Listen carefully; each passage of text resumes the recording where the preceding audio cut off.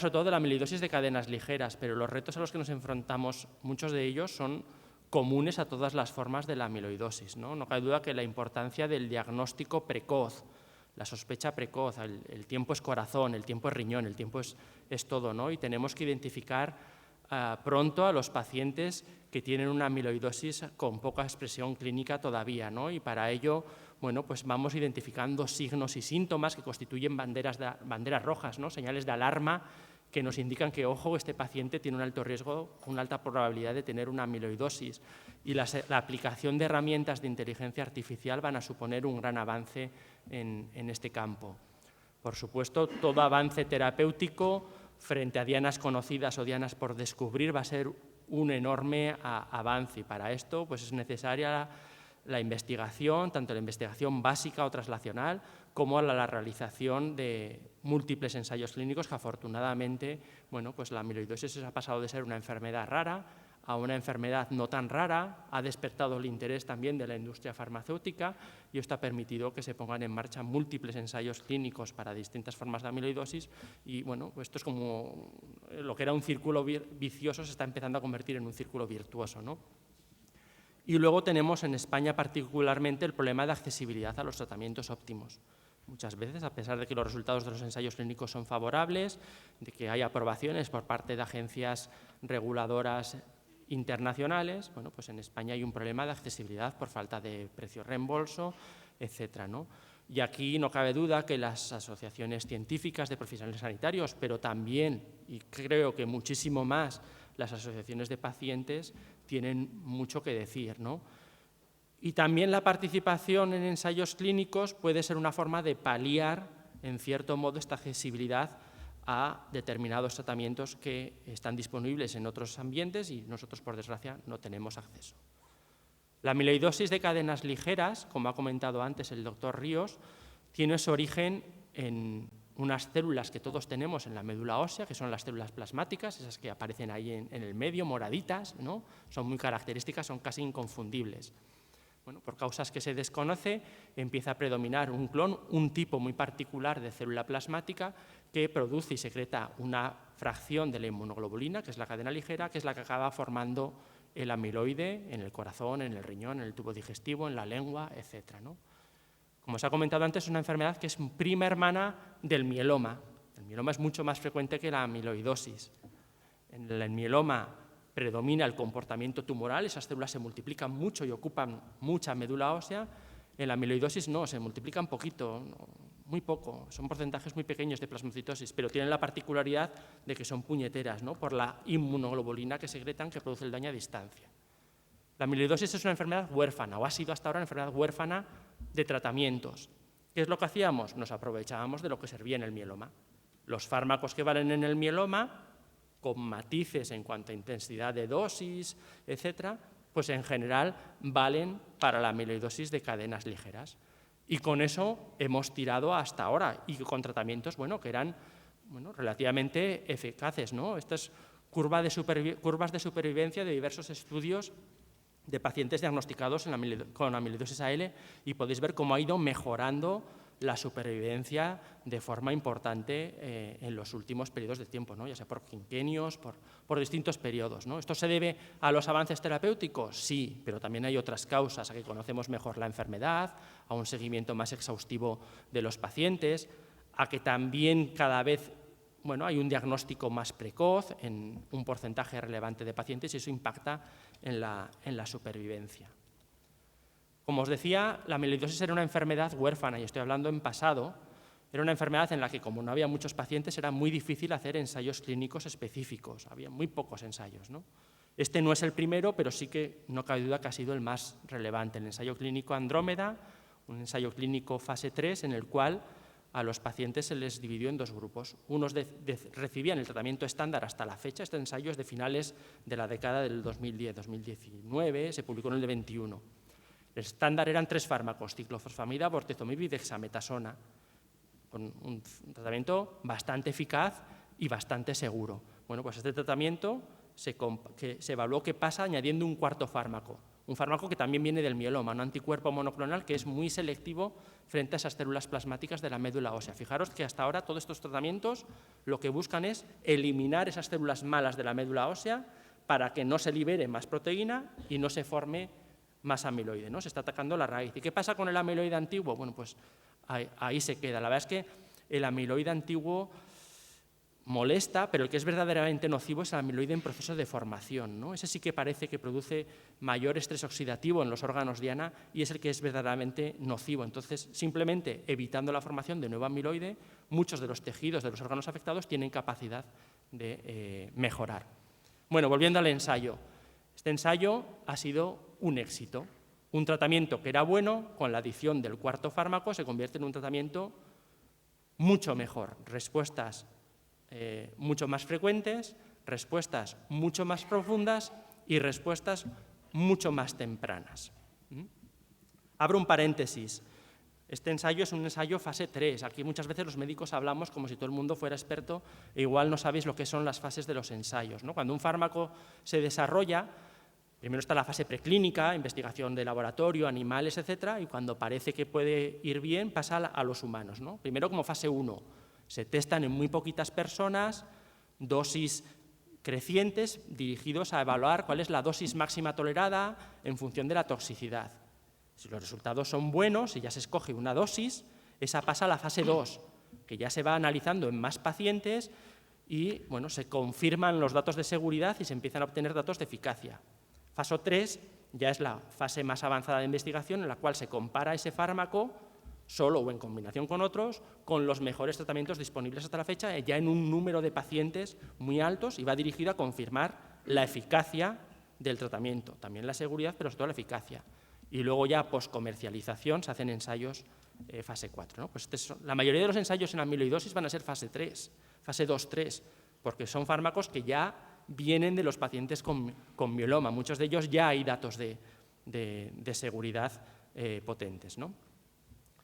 Bueno, los resultados de este ensayo clínico, del ensayo clínico Andrómeda, pues fueron tan buenos que rápidamente la Agencia Europea del Medicamento, la FDA americana, dieron la aprobación y la amiloidosis AL dejó de ser una enfermedad huérfana.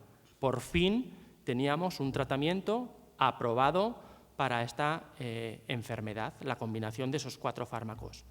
La Sociedad Española de Hematología rápidamente hizo un informe de posicionamiento a favor del empleo de estos 4 fármacos como tratamiento de primera línea en los pacientes.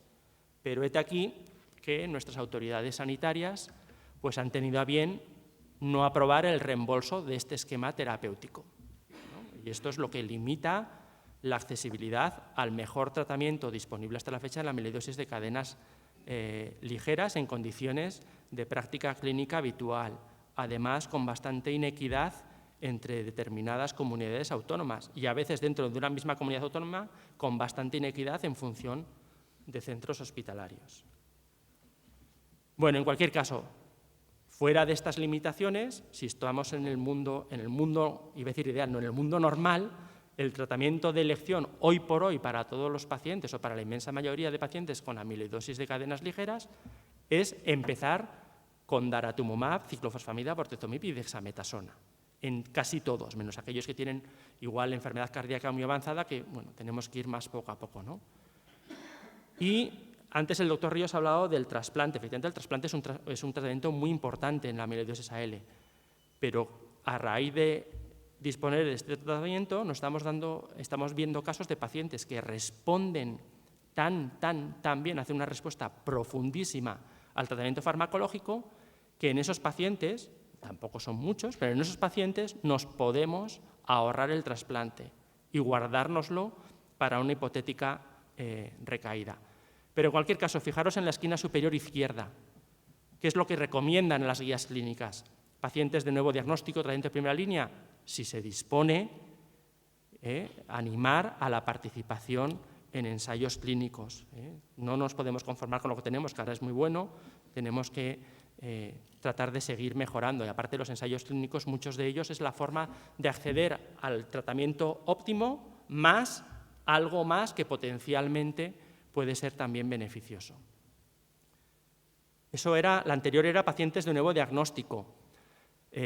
Otro problema son los pacientes que después de algún tratamiento, por desgracia, sufren una recaída o que no han respondido adecuadamente a este tratamiento. También disponemos de diversas opciones de tratamiento de rescate, nuevamente adoptadas a partir de los pacientes con mieloma múltiple. Aquí en pacientes en recaída hay muy pocos ensayos, han hecho pocos ensayos clínicos hasta la fecha. Y ahora mismo, hasta donde yo sé, en España no tenemos ninguno abierto. En pocos meses se espera abrir uno con un anticuerpo monoclonal biespecífico, porque estos son el futuro, ¿no? Esto es lo que viene ahora. Hasta ahora todos los tratamientos dirigidos frente a la célula plasmática patológica de la médula ósea. El futuro viene por tratamientos más potentes relacionados con la inmunoterapia, estos que tenéis abajo a la izquierda, de anticuerpos conjugados, anticuerpos biespecíficos, las famosas CAR-Ts, que lo que hacen es que el sistema inmune del paciente ataque, reconozca como malas las células plasmáticas y las elimine, pero también fármacos que van dirigidos a otros pasos del proceso de formación de la amiloide que hasta ahora no se contemplan como dianas terapéuticas. Por ejemplo, agentes estabilizadores de las cadenas ligeras, un poco similar a lo que ya existe para la transtirretina con el tafamidis, el acoramidis, etc.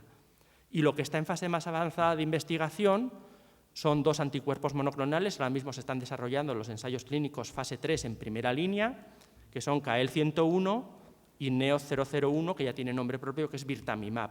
Son anticuerpos dirigidos frente a antígenos que aparecen cuando se forman las fibras de amiloide AL y favorecen que el organismo elimine esa amiloide en formación y el amiloide ya formado, ¿no? la fagocitosis del amiloide, se lo coma literalmente, ¿no? Se están haciendo ensayos clínicos, fase 3, en primera línea, asociando estos anticuerpos monoclonales a la combinación de los 4 fármacos que debería ser el estándar de tratamiento actual en nuestro medio, ¿no? Con lo cual, participar en esos ensayos clínicos ha sido una forma de que muchos pacientes pudieran acceder al tratamiento óptimo que de otra forma pues, hubieran recibido un tratamiento que era bueno, pero a día de hoy ya no es el óptimo.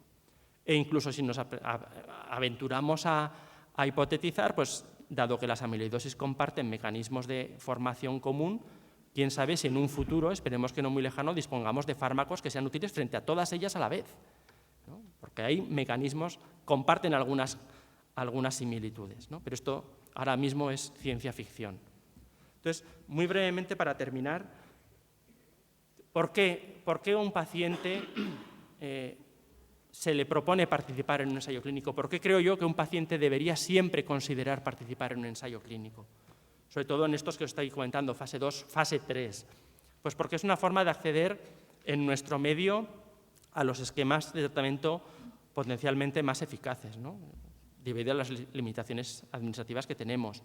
Porque los ensayos clínicos se desarrollan en centros especializados, no se abren en cualquier hospital, hace falta tener una infraestructura importante, hace falta que los médicos y el personal tenga una experiencia en esa patología demostrada y, bueno, pues eso siempre, como se ha comentado anteriormente, es una ventaja.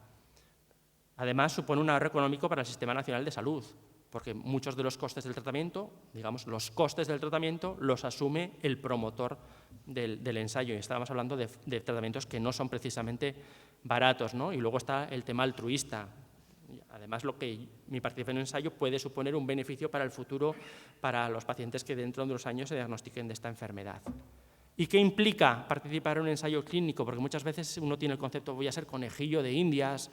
Bueno, pues en algún ensayo clínico fase 1 puede ser, ¿no? Pero esos ensayos clínicos fase 1 se usan cuando además el paciente pues, no tiene apenas otras alternativas terapéuticas, pero en los ensayos clínicos fase 2, fase 3 sobre todo, para nada, ¿no? Y no, cuando en el caso de la amiloidosis de cadenas ligeras son fármacos que muchos de ellos ya estaban aprobados incluso en pacientes con mieloma. Bueno, pues lo primero que hace un paciente en un ensayo clínico es explicar qué es un ensayo clínico, en qué consiste, qué va a recibir, cuántas visitas va a hacer, ¿no? Y el paciente, una vez informado, firma un consentimiento que no es un contrato con una compañía de teléfonos, con una gasística ni con un banco, simplemente dice que se le ha informado de en qué consiste el ensayo y que está de acuerdo en participar. Pero además todos estos consentimientos llevan una cláusula que el paciente, si lo desea, puede abandonar el ensayo cuando quiere sin tener que dar ninguna explicación, ¿vale? O sea que no implica ninguna obligación, ¿eh? Cuando a un paciente se le ofrece un ensayo es porque pensamos que es positivo y que se puede beneficiar de él. Los ensayos clínicos están muy regulados, hay legislación al respecto, Y luego tienen que contar con la aprobación de los comités de ética, hay un seguimiento, están monitorizados por los propios promotores del ensayo, pero también por los sistemas de salud de las comunidades autónomas, incluso por organismos internacionales, y eso hace que se siga estrictamente el protocolo, los criterios de inclusión, de exclusión, tiempos de administración del fármaco, que se controle mucho la seguridad. No hay ningún coste adicional para el paciente, incluso la mayoría de los ensayos clínicos hoy en día abonan los gastos de desplazamiento de los pacientes de su casa, incluso de otras ciudades, al hospital donde lo recibe, y también incluye el coste del tratamiento, de manejo de complicaciones asociadas, etc. O sea que al paciente no le supone para nada un desembolso económico, que no es poca cosa. Y yo creo que esto es un poco todo lo que os quería contar esta tarde. Muchísimas gracias por invitarme y luego encantado de contestar a las preguntas. Muchas gracias, doctor Lecumberri.